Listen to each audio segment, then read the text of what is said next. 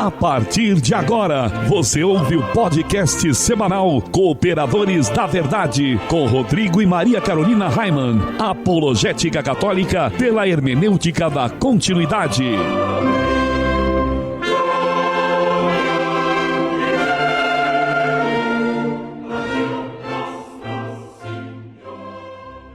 Olá, amigo ouvinte, paz e bem, aqui quem vos fala é o professor Raimann e estamos começando mais um podcast semanal Cooperadores da Verdade, apologética católica pela hermenêutica da continuidade. Aqui se fala a verdade, custe o que custar, doa a quem doer. E hoje, mais uma vez, ao invés de um, temos dois convidados, né, Maria Carolina? Isso mesmo. Primeiramente, é uma grande alegria estarmos aqui, né, e recebemos pessoas tão queridas que nós já iremos apresentar. Um grande abraço a você que está nos ouvindo. Continue conosco. Paz e bem. Queremos então dar as boas-vindas ao casal Giane e Jonas Vieira, nossos amigos de longa data que já fizeram participações individuais aqui no programa. Olá, um abraço a todos. O meu nome é Jonas, eu sou esposo da Giane e juntos vamos fazer esse programa nesse dia de hoje. Comecei a minha caminhada na igreja no grupo de oração jovem Javanesi, no grupo de oração Santa Paulina, na paróquia São Cristóvão, no bairro Cordeiros, aqui em Itajaí. E depois também participei um pouco da comunidade católica Shalom, também já participei um pouco da comunidade Transfiguração, já participei um pouco em diversos movimentos e pastorais da igreja. Olá, querido ouvinte, é um prazer estar novamente aqui no programa. Fiz uma participação já no Cooperadores da Verdade. Sou esposa do Jonas, como ele já falou, né? Participei da igreja já há algum tempo, participo da igreja faz algum tempo já. Comecei muito cedo, aos 12 anos, já fazia parte do grupo de jovens em Balneário Camboriú, Santa Catarina. Depois grupo de oração universitário, comunidade católica Shalom. E ajudei também na ação social da paróquia São Cristóvão, aqui em Itajaí, onde a gente reside, depois de casada. E é um prazer poder colaborar aí mais uma vez no programa. Muito bem, como recordar é viver, né? Nós vamos lembrar que o Jonas fez 2 participações comigo aqui no Cooperadores da Verdade. Acho que nem ele não lembra que fez 2. Na época, o nosso equipamento era emprestado e só tínhamos a possibilidade de gravar com 2 pessoas no máximo, né? Então, Jonas e eu apresentamos o episódio número 4, que teve como título Católicos na Política. Foi bem no comecinho da existência do programa. Foi muito legal. E depois ele voltou, ainda na primeira temporada, lá no episódio 27, que pode ser localizado pela treta Pobreza Litúrgica. Um bom tema também, né? Então você pode procurar lá no SoundCloud, soundcloud.com/cooperadores, os Cooperadores da Verdade, ou então no nosso site, né, cooperadoresdaverdade.com. Procura lá pelo episódio 04, temporada 1, e também 27, temporada 1. É verdade, foi muito bacana mesmo. Eu recomendo esse programa, principalmente do Católicos na Política. E eu me lembro que o Jonas, ele foi um dos primeiros amigos, né, que aceitou a cooperar com a verdade aqui conosco. Isso né? mesmo. E a Giane participou comigo, né? Daí também apresentamos nós duas o episódio 23 também da primeira temporada. Eu e a Giane apresentamos um programa muito, muito informativo, bem bacana, que foi o Celíacos e a Eucaristia. Um programa assim que particularmente me marcou bastante pelo conteúdo, porque a Giane é celíaca, né? Ela tem intolerância ao glúten e nos esclareceu muito sobre essa doença. Então, você já sabe, é só entrar lá no soundcloud.com/Os Cooperadores da Verdade, que você pode ouvir o programa que eu e a Giane fizemos. Tem bastante risada também. Foi muito legal. Foi a única vez que nós tivemos uma cerveja sem glúten aqui no programa. Foi, né? Verdade. Então, lá, quando você abrir a página do SoundCloud, você vai rolando a barrinha de rolagem lá para baixo, procura o episódio 23 da primeira temporada. E com o objetivo de adquirirmos equipamentos novos para substituir os nossos, que todos podem ver aqui, que estão sucateados, né? Estamos fazendo uma vaquinha. Isso mesmo, a vaca não foi pro brejo ainda, né? Basta você entrar no nosso site, cooperadoresdaverdade.com, pois lá tem mais informações de como você pode nos ajudar contribuindo com cartão de crédito ou boleto bancário.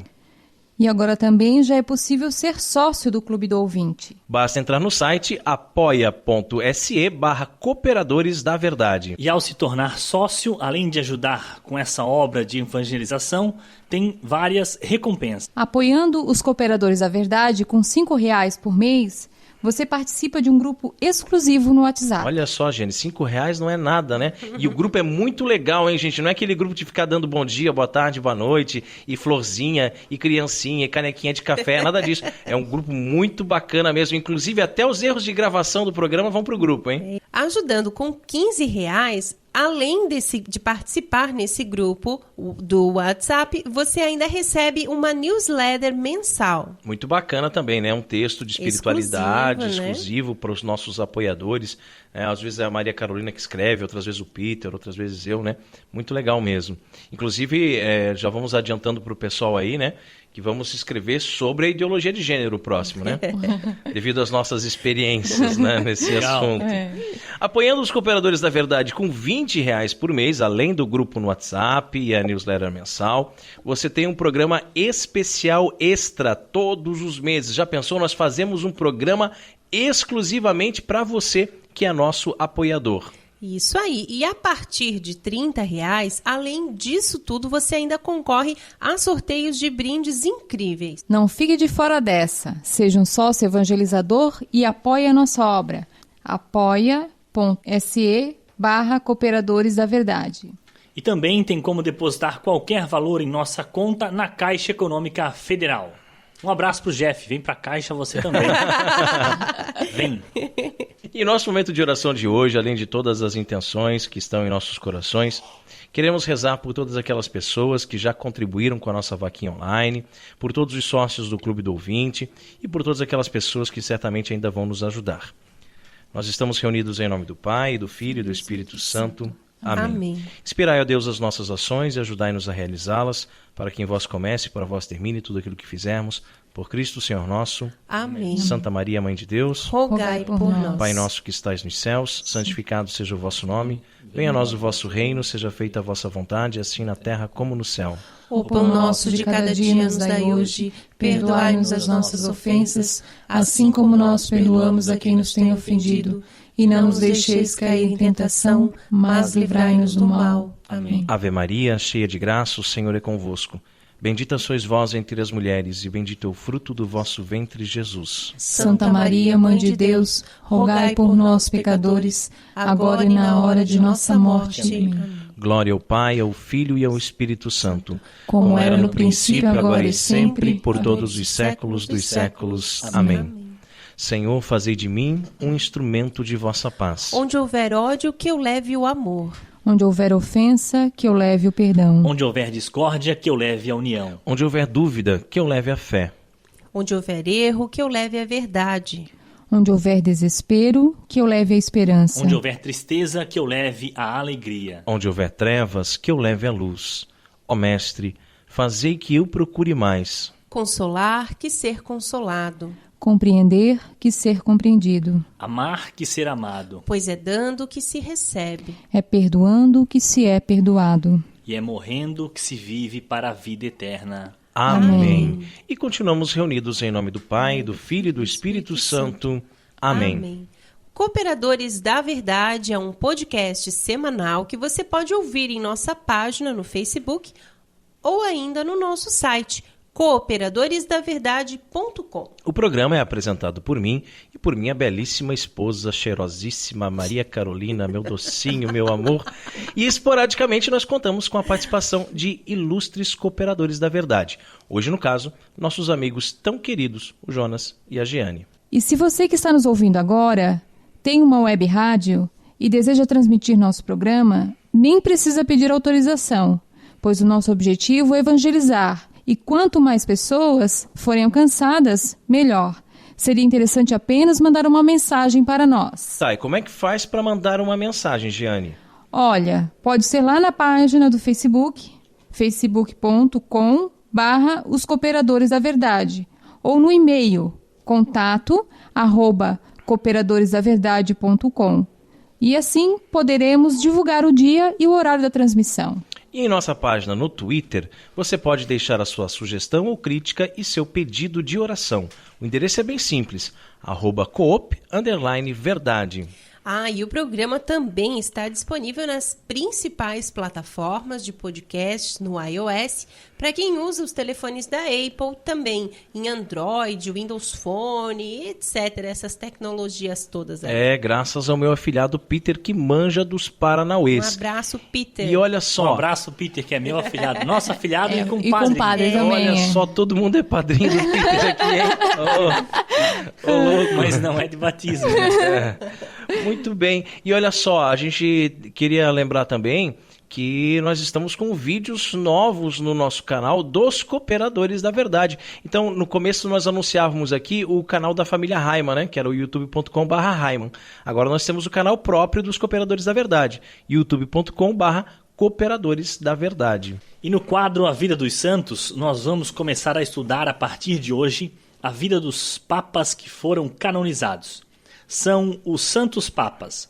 Nós temos o costume de chamar o Papa de Santo Padre, não é mesmo? Mas isso não significa que ele seja santo. Na história da Igreja, já tivemos 265 papas. Francisco é o Papa de número 266, mas nem metade deles foi considerado santo. Aliás, alguns muito pelo contrário, né?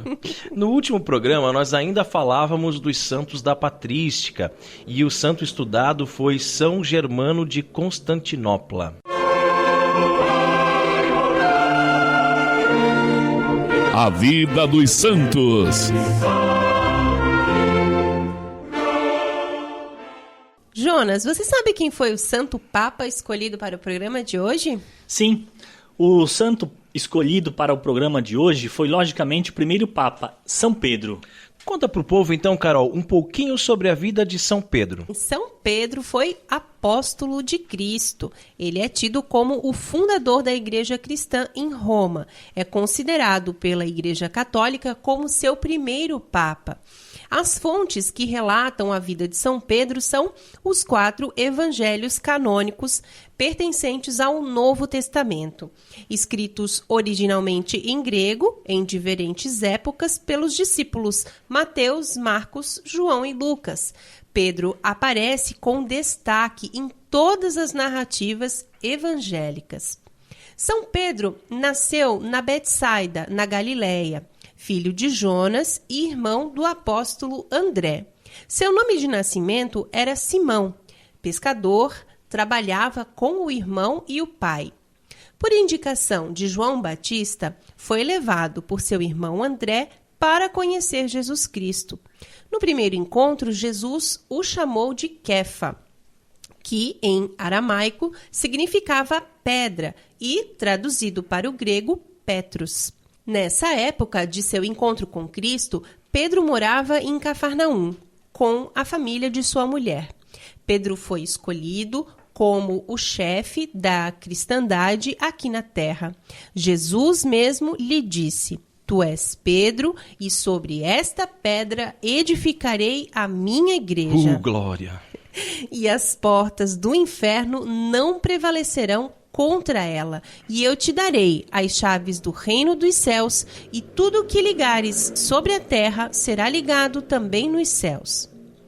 Convertido, Pedro despontou como líder dos 12 apóstolos e foi o primeiro a perceber em Jesus o Filho de Deus.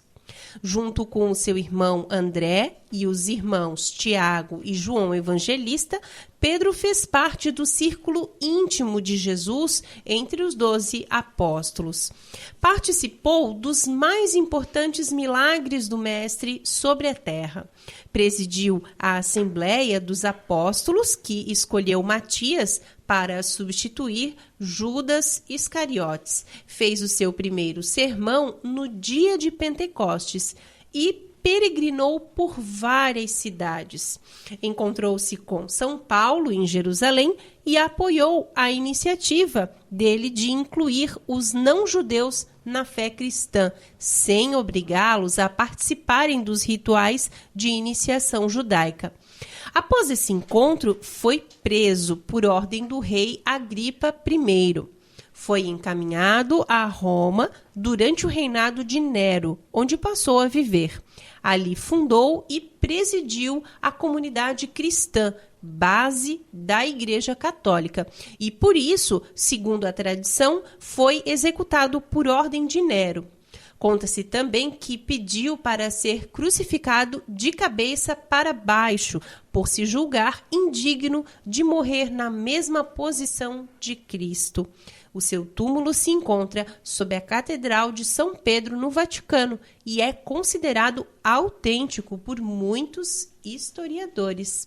São Pedro, rogai por por nós. Jesus é a palavra de Deus. Ele é o Verbo encarnado. A Bíblia contém a palavra escrita de Deus, mas a palavra de fato é Jesus, o Verbo de Deus, que veio armar sua tenda entre nós. E neste quadro iremos sempre meditar sobre uma passagem bíblica que pode ser tanto do Antigo como do Novo Testamento.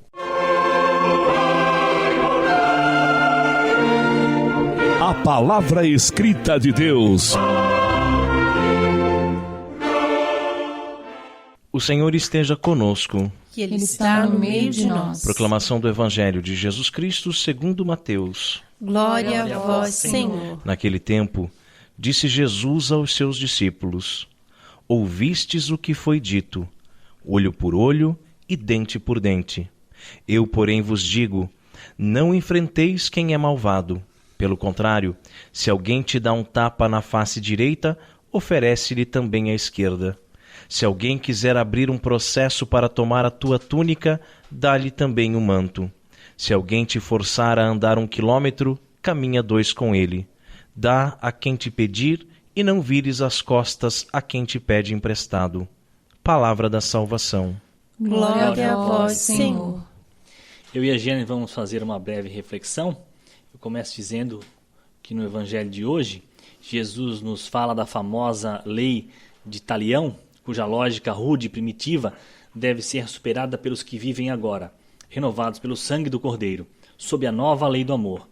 O Senhor quer abrir-nos os olhos para o fato de que a maldade pode muitas vezes ser desarmada, de forma inteligente, por uma bondade desconcertante.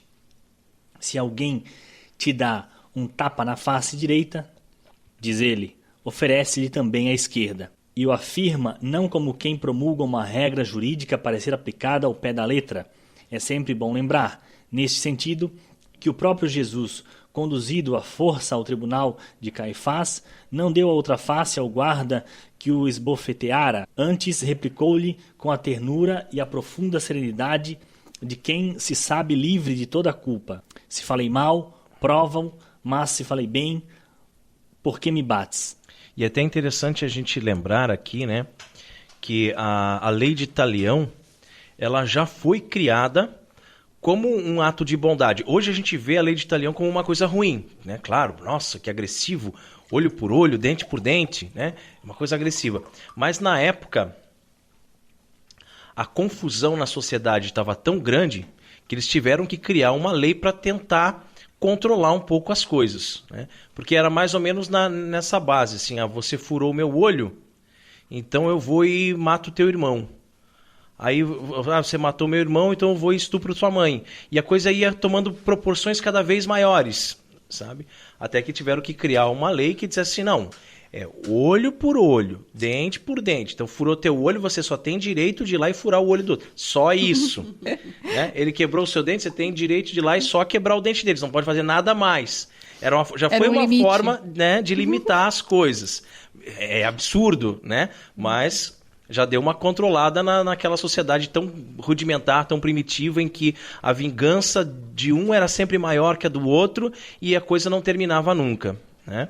E aí Jesus vem aqui e vai dizer ainda, não, mas aquela lógica da lei de Talião não vale mais. Ela era uma lógica, como diz o texto, rude, primitiva, né? E que tem que ser superada. E aí a gente pensa assim, nos nossos dias, né? Na nossa vida, no nosso dia a dia, na nossa sociedade, quanta coisa que tem que ser superada ainda, né? E aí eu quero citar o exemplo aqui da nossa participação na audiência pública, né? Como nós somos vaiados, né? Como nós somos desrespeitados por professores, por pessoas que deveriam dar o exemplo da boa educação. Não é mesmo, Giane? Então, eu sei que a Giane está louca para falar um pouquinho sobre isso também, né? Eu vou já dar a palavra para ela, mas só para concluir aqui essa minha fala, né? São coisas que precisamos superar, né? Precisamos aprender a respeitar o direito que o outro tem de se manifestar. Eu posso até não concordar com a sua opinião, mas eu tenho que te dar a oportunidade de demonstrá-la. Falando um pouquinho só sobre a audiência, nós passamos lá uma sexta-feira inteira e por horas e horas nós ouvimos todos falarem, darem a sua opinião, a sua contribuição, e nós não falamos nem sequer meia hora porque fomos tolhidos, porque o tema foi contrário ao que muitos lá concordavam, achavam, tinham uma opinião contrária à nossa. E aí fomos acusados até, inclusive, por um site, né, dizendo que nós dominamos o assunto e nós não falamos nem meia hora, né? Isso que cada um falou 3 minutos e tal, tentando colaborar de alguma forma com a educação, né? Até menos, porque depois, quando eu peguei a gravação e fiz as edições ali para mandar para todo mundo, eu percebi que o meu vídeo, a minha fala, dá menos de 3 minutos. Sim. Que quando ele me interrompe dizendo que o tempo já acabou, faltava muito para 3 minutos ainda. Sim. Então eles estavam nos cortando mesmo, nos podando, né? Porque não queriam ouvir o que a gente tinha para dizer. E até furaram o protocolo deles lá, porque a pessoa tinha que se inscrever. No fim apareceu uma pessoa lá para falar favorável ao tema, porque foram muitos falando contra, e aí colocaram alguém de última hora lá. Mas enfim, né? É a nossa liberdade sendo tolhida assim. Né? Exatamente. E aí o texto vai falar dessa questão do dar a outra face, né? Porque tem muito católico que confunde essa passagem bíblica achando que a gente sempre tem que se rebaixar, que a gente tem que sempre se humilhar, que a gente não pode dar uma resposta à altura, porque Jesus disse para oferecer a outra face. E aí o texto deixa bem claro, ele mesmo, quando ele levou um tapa na cara, ele não disse, pode bater aqui do outro lado, né? Ele disse, se falei mal, prova-o, mas se falei bem, por que me bates?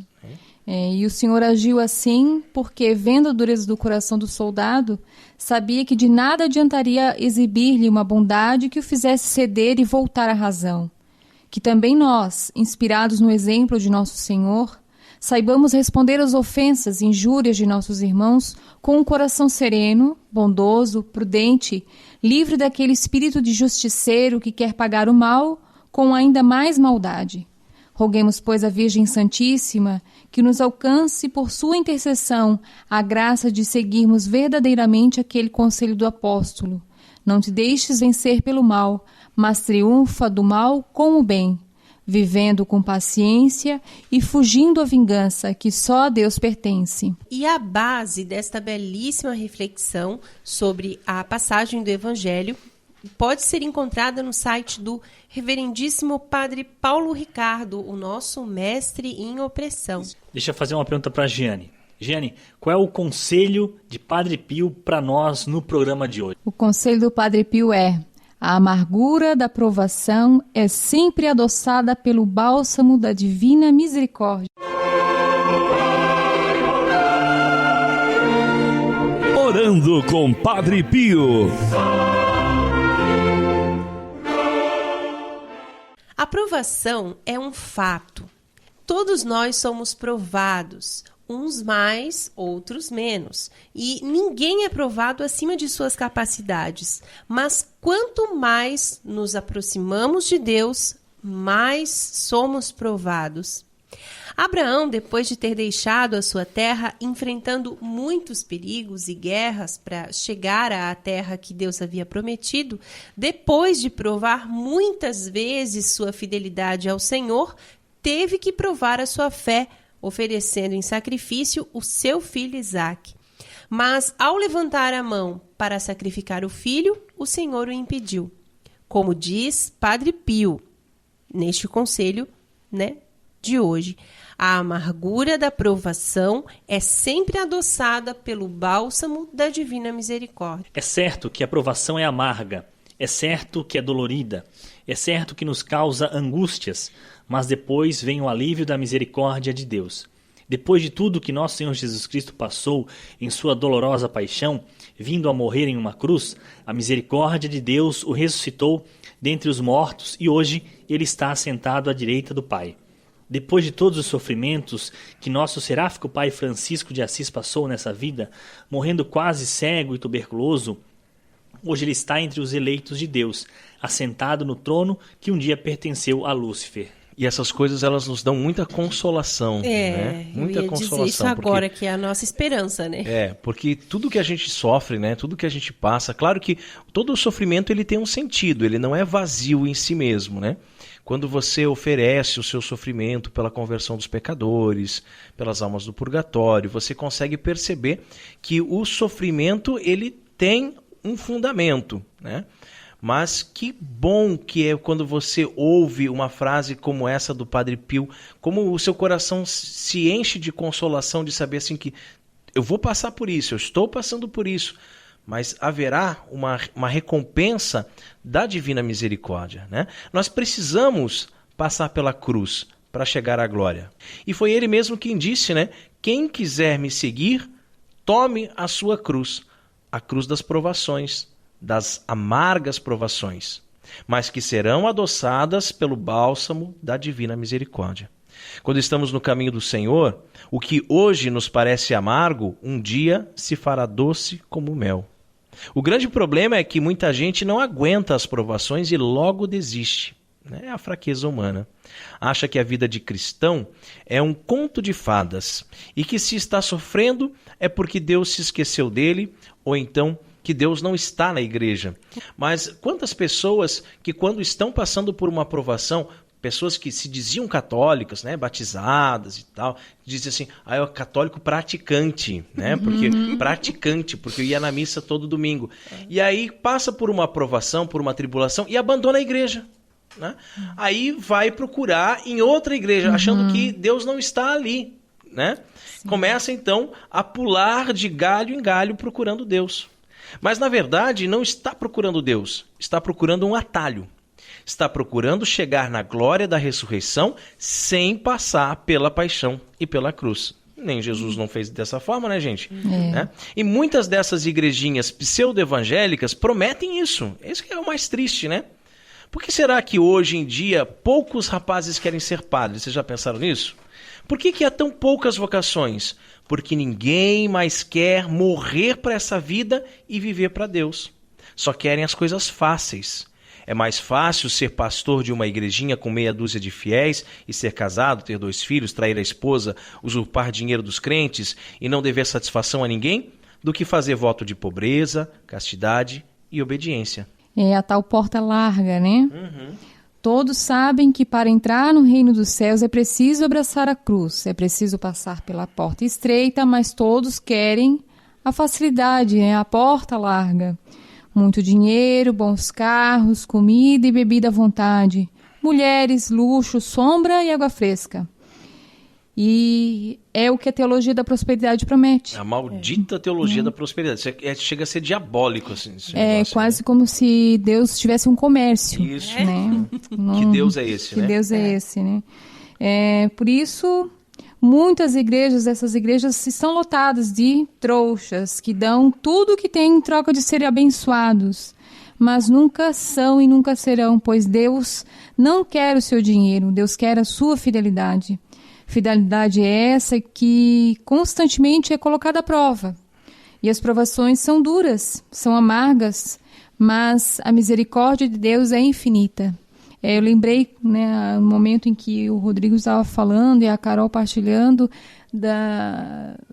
do meu caminho na Shalom, né, porque eles falam do ressuscitado que passou pela cruz. Então, nós cremos no ressuscitado, mas que ele passou pela cruz. Então, o sofrimento faz parte da vida do cristão. Não que nós desejamos, mas a gente tem que saber acolher. Sim. E às vezes até os pseudo-evangélicos, né, eles olham para os nossos crucifixos. Né? Aliás, tem muita gente que não sabe a diferença de cruz e crucifixo. Né? A cruz é vazia. Crucifixo, o Cristo está fixo na cruz, está pregado na cruz. Né? E eles não aceitam. Eles olham para o nosso crucifixo e dizem assim, mas Jesus não está aí, ele ressuscitou e tal. Na verdade, é porque eles não conseguem encarar o crucificado.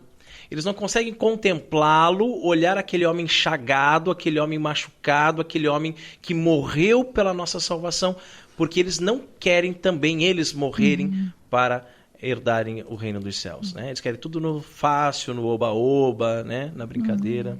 É isso aí. Orando com Padre Pio conta com o apoio de Feller Contabilidade, do nosso amigo Diácono Vital.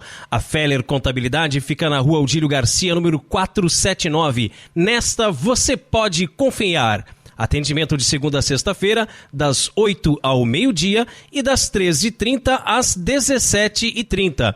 Telefone 3346-2333. fellercontabilidade@matrix.com.br. Em frente à Secretaria da Paróquia São Cristóvão de Itajaí, Santa Catarina. Feller Contabilidade, a sua empresa nas mãos certas. Aí agora nós chegamos a um quadro que eu gosto muito aqui nos Cooperadores da Verdade, que é quando meditamos sobre a vida de São Francisco de Assis. Quantos belíssimos exemplos da vida deste santo podemos transpor para o nosso dia a dia, não é mesmo?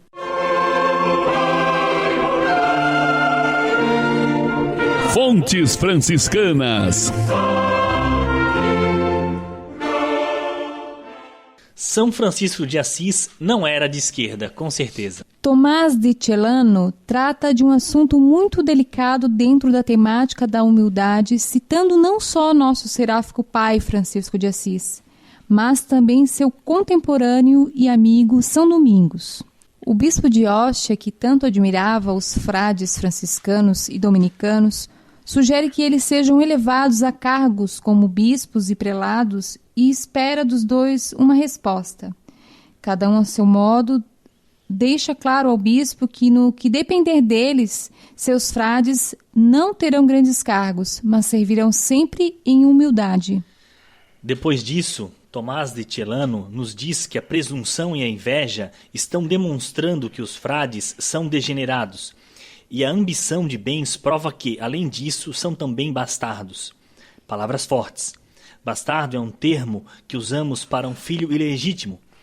Portanto, Celano, que viveu no século XIII, entrou para a ordem em 1215 e conheceu Francisco pessoalmente.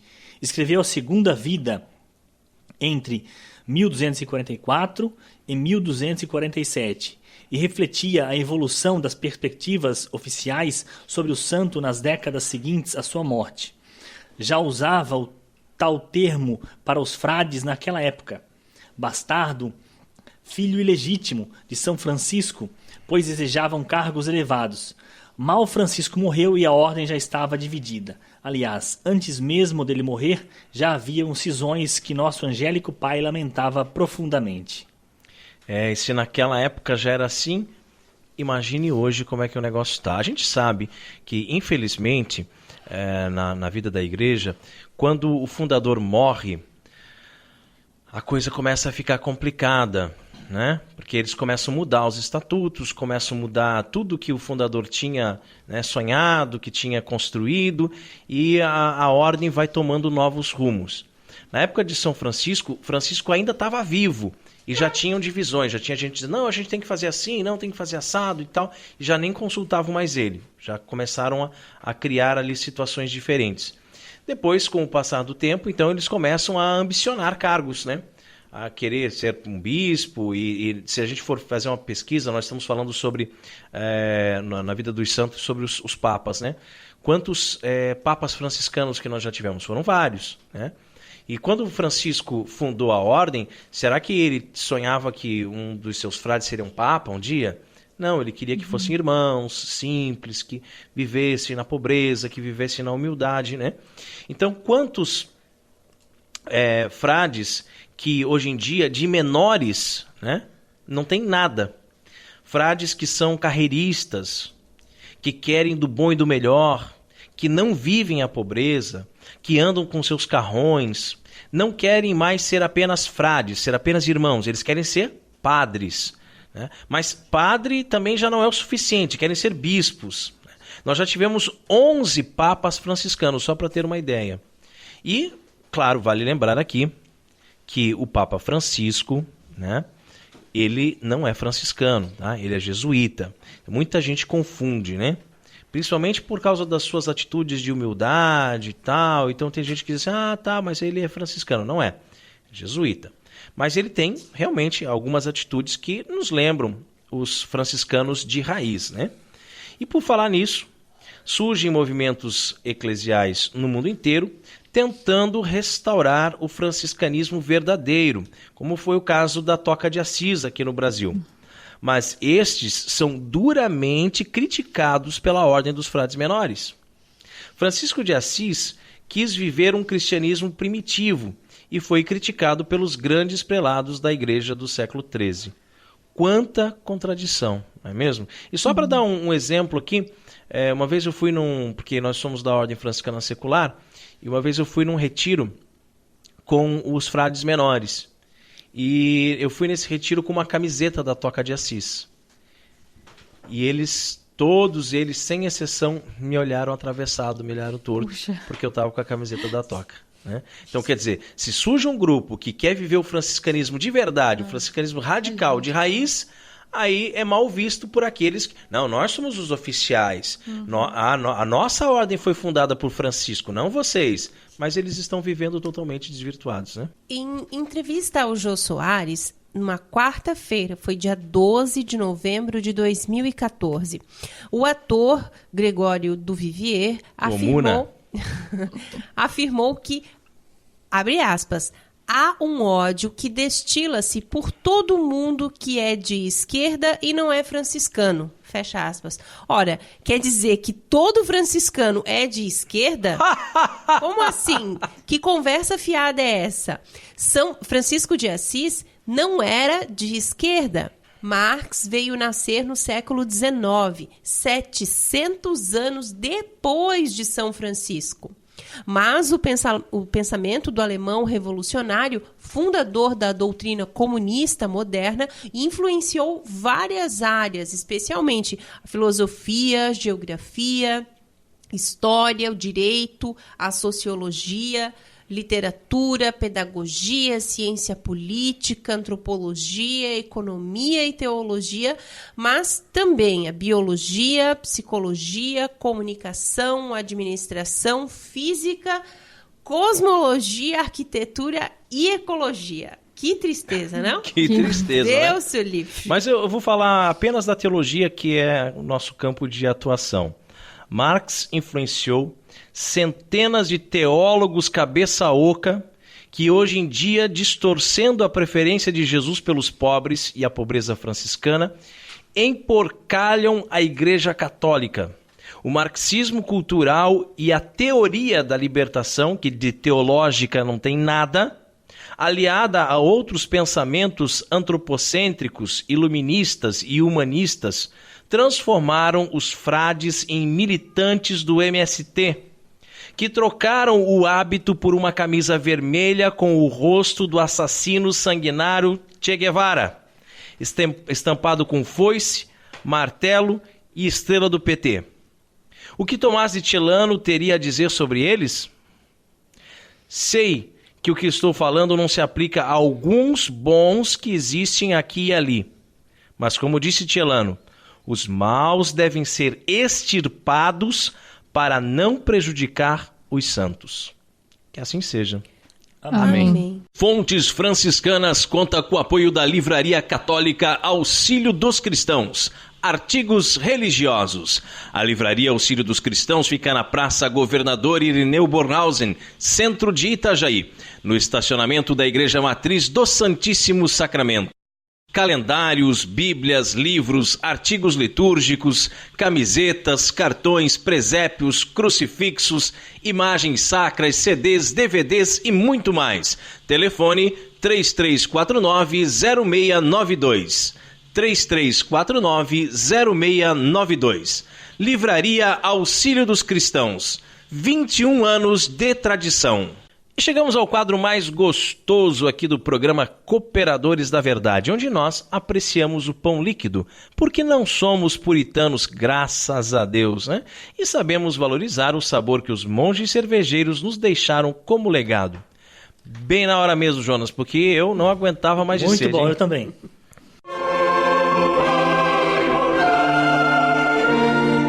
Catolicismo e cerveja. Oremos. Abençoai, Senhor, esta criatura, a cerveja, que da riqueza do grão vos dignastes produzir, para que seja remédio salutar ao gênero humano. Concedei ainda, pela invocação do vosso santo nome, que quem quer que dela beba receba de vós a saúde do corpo e a tutela da alma. Por Cristo nosso Senhor. Amém.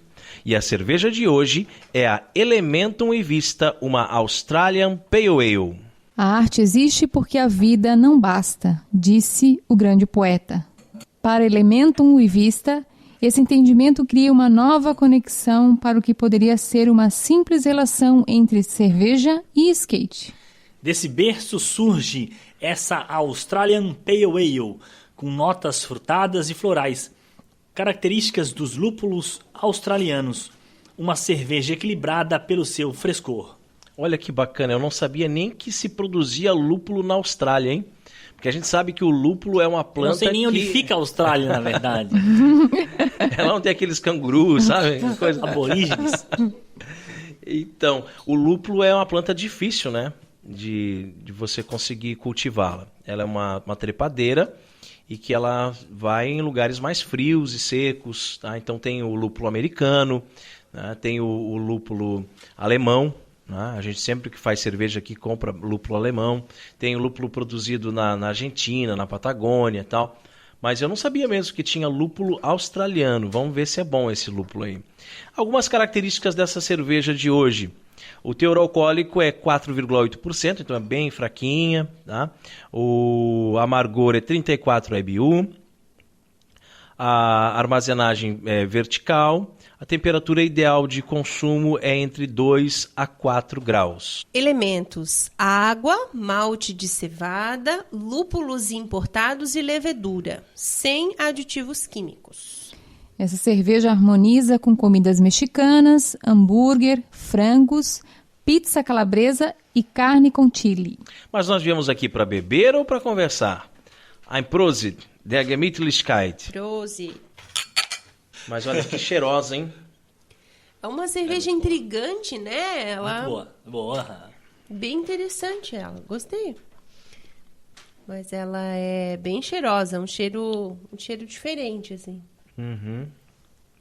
Não, o retrogosto é bem amarguinho, né? Bem amargo. Sim. A gente sente Sim, bem. Mas ela desce bem, tem uma drinkabilidade boa. Muito boa a cerveja. Mas essa aqui, ó, tá aprovadíssima. Gostei mesmo. E se você produz cervejas artesanais e gostaria de ter a sua cerveja degustada aqui no programa Cooperadores da Verdade, entre em contato conosco. Catolicismo e Cerveja conta com o apoio da Beer House Cervejas Especiais. Empório especializado em cervejas nacionais e importadas, com agradável espaço para degustação e inúmeras opções para presentes. Produtos para harmonização, copos, taças, kits e cestas e, é claro, muita cerveja. Aberto ao público de segunda a sexta, das 15 às 23 horas e aos sábados, das 10 às 22 horas. A nossa missão é trazer o universo cervejeiro cada vez mais próximo dos apreciadores dessa bebida inigualável. A Beer House está situada à Avenida Coronel Marcos Conder, número 950, Sala Térrea, Centro, Itajaí, Santa Catarina. beerhousemkt@gmail.com. Fone 3045-5821. Beer House, a primeira casa cervejeira de Itajaí. E no quadro mais polêmico do nosso programa, hoje vamos falar sobre os recasados. Afinal, eles podem ou não comungar? E é treta, hein?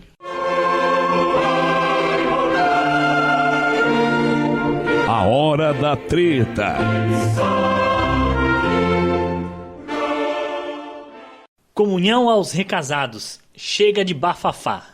Quer entender de uma vez por todas a treta da comunhão eucarística aos recasados? Então, vem com a gente. Desde que o Papa Francisco publicou a encíclica Amoris Laetitia, duas interpretações tortas se destacaram entre o povo católico. Uns entenderam que liberou geral e que todos os divorciados recasados em estado de adultério agora podem comungar.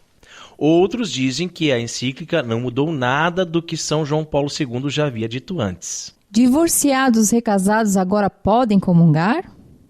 Não. Essa é a norma geral. Porém, pode haver exceções, com base no que o catecismo ensina sobre atenuantes em diversas situações de pecado grave.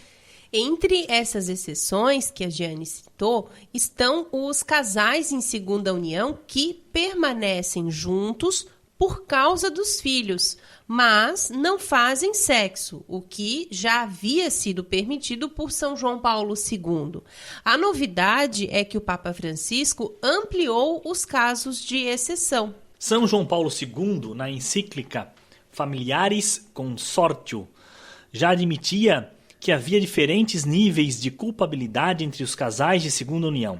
Por exemplo, quem foi responsável pela destruição do próprio casamento tem um pecado e uma culpa bem maior do que quem sinceramente fez de tudo para salvar o matrimônio, mas foi injustamente abandonado. Há recasados e recasados, cada caso é um caso. O problema é que muitos de nossos padres e bispos se conformam em tratar a todos os divorciados recasados do mesmo modo, bastando pregar a eles uma regra geral. Mas não é assim que um bom pastor deve agir. Saibam os pastores que, por amor à verdade, estão obrigados a discernir bem as situações. Alerta São João Paulo II. Agora, preste muita atenção. Repito, preste muita atenção nesse ensinamento do santo polonês. Saibam os pastores que, por amor à verdade, estão obrigados a discernir bem as situações. Há, na realidade, diferença entre aqueles que sinceramente se esforçaram por salvar o primeiro matrimônio e foram injustamente abandonados, e aqueles que, por sua grave culpa, destruíram um matrimônio canonicamente válido. Há ainda aqueles que contraíram uma segunda união em vista da educação dos filhos, e às vezes estão subjetivamente certos em consciência de que o precedente matrimônio, irreparavelmente destruído, nunca tinha sido válido.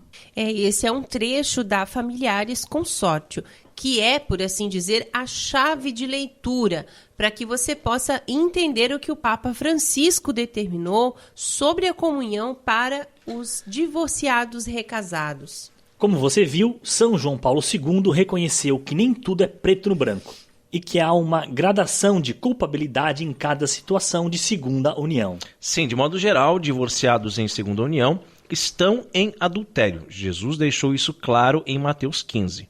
E se arriscam a ir para o inferno.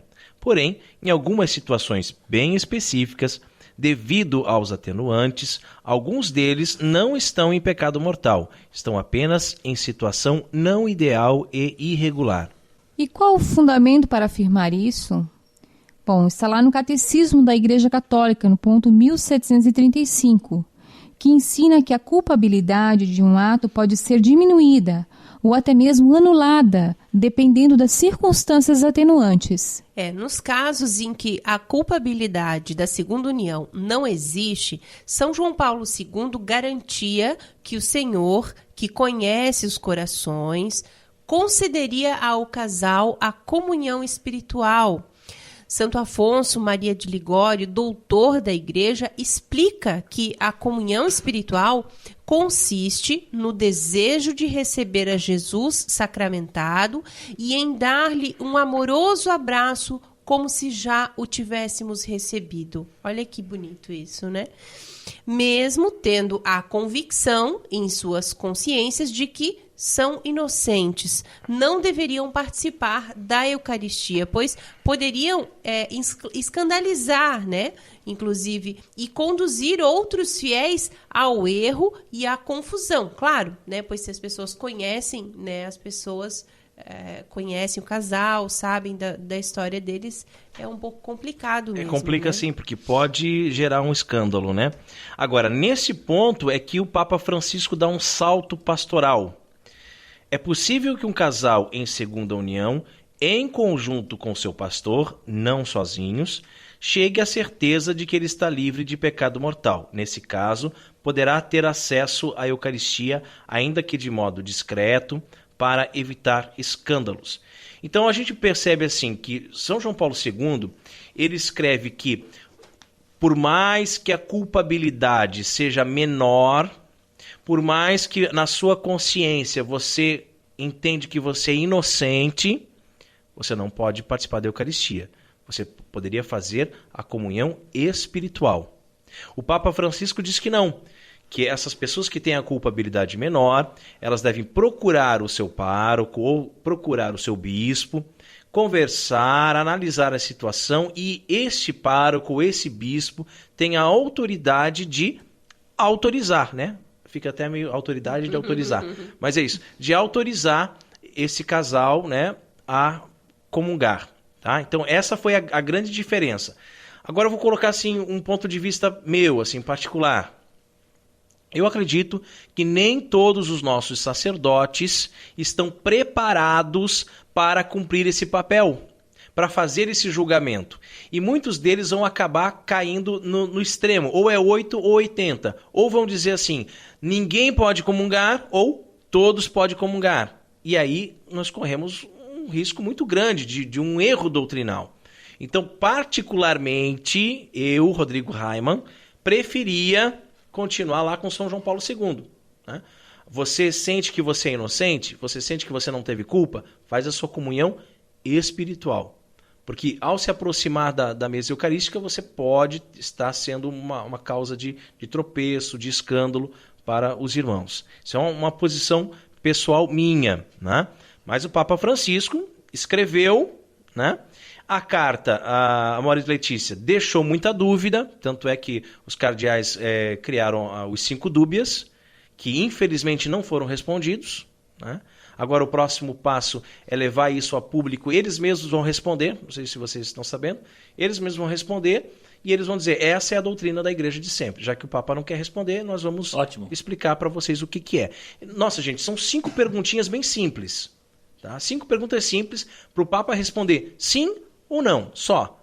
Mas ele se recusou a responder. Ele deve ter os motivos dele, não estou aqui questionando o Papa. Né? Mas é claro que a Amoris Laetitia tem alguns pontos que geram dúvida e o Papa tem o dever de esclarecer essas dúvidas, para não dar esse tipo aqui de confusão. Né?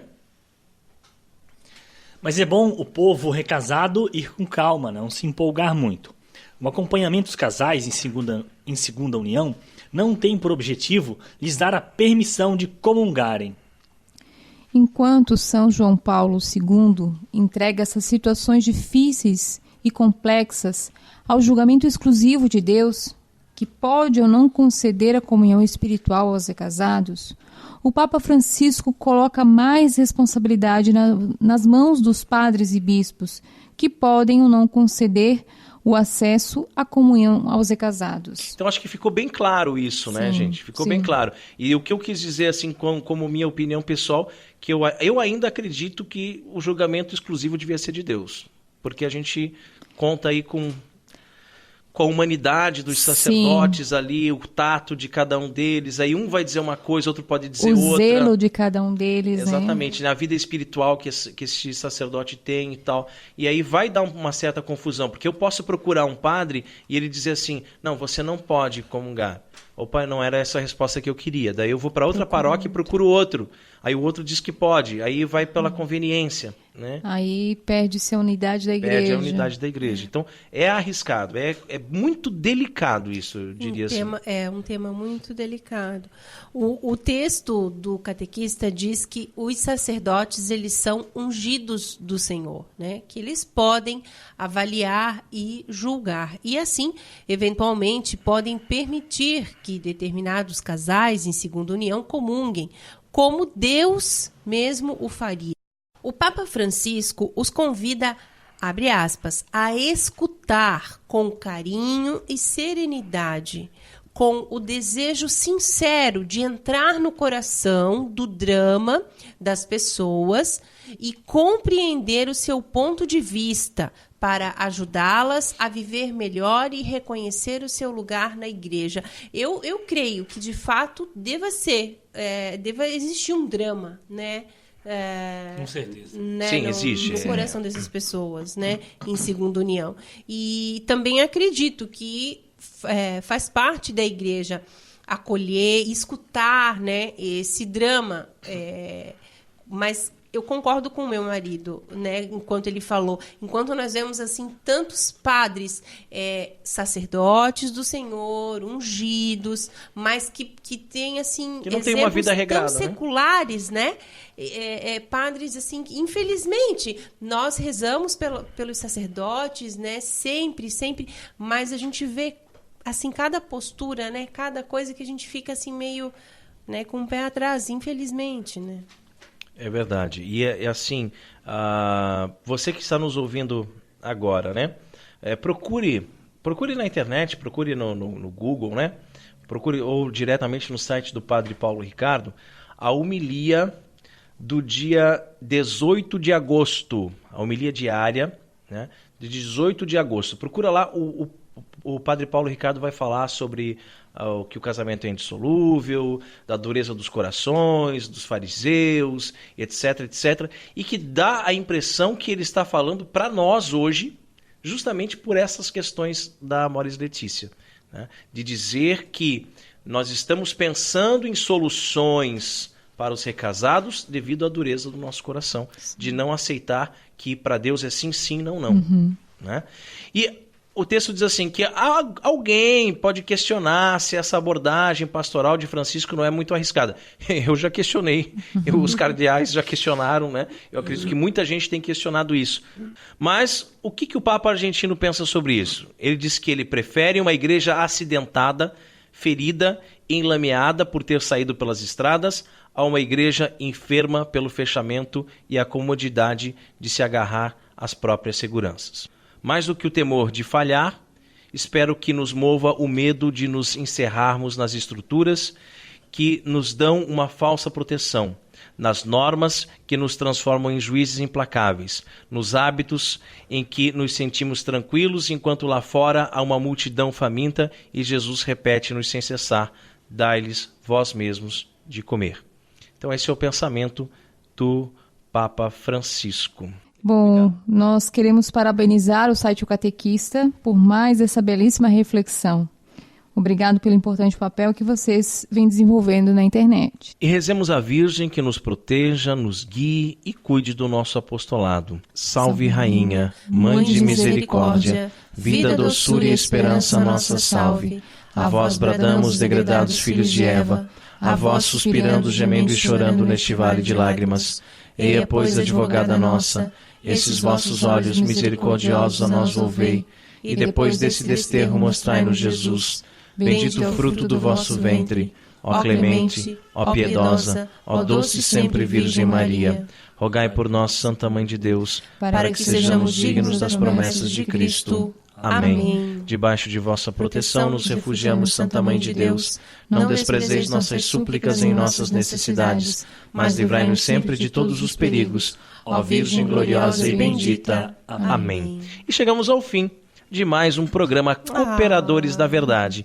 Venha você também ser um cooperador. Colabore com esse apostolado, fazendo a sua doação para que possamos adquirir equipamentos melhores e manter esse programa no ar. Contamos com a sua generosidade e também com a sua oração. Muito obrigado a você que nos acompanhou neste podcast. Ajude a divulgar compartilhando nas redes sociais. Eu vou me despedindo aqui, com saudade já do programa, porque foi muito legal estar aqui. Agradeço o convite. Espero que possa estar aqui mais outras vezes. Com certeza. Amém. Obrigado a todos os ouvintes, obrigado ao Rodrigo e à Carol pelo convite. Deus abençoe a todos, um beijo no coração, até mais. E nós, né, queremos agradecer ao Jonas e à Giane, né, por estarem aqui mais uma vez, cooperando com a verdade, né? É realmente muito importante para nós, assim, de coração, né, Raima? A gente agradece essa ajuda, né, de vocês, e também quero deixar o meu abraço carinhoso a todos os nossos ouvintes. Que Deus seja louvado. Salve Maria. Obrigado, Jonas e Giane. Voltem sempre, não só para gravar o Cooperadores da Verdade, mas a nossa casa é a casa de vocês, as portas estão sempre abertas. Obrigado, Carol, meu benzinho. Deus abençoe a todos. Paz e bem.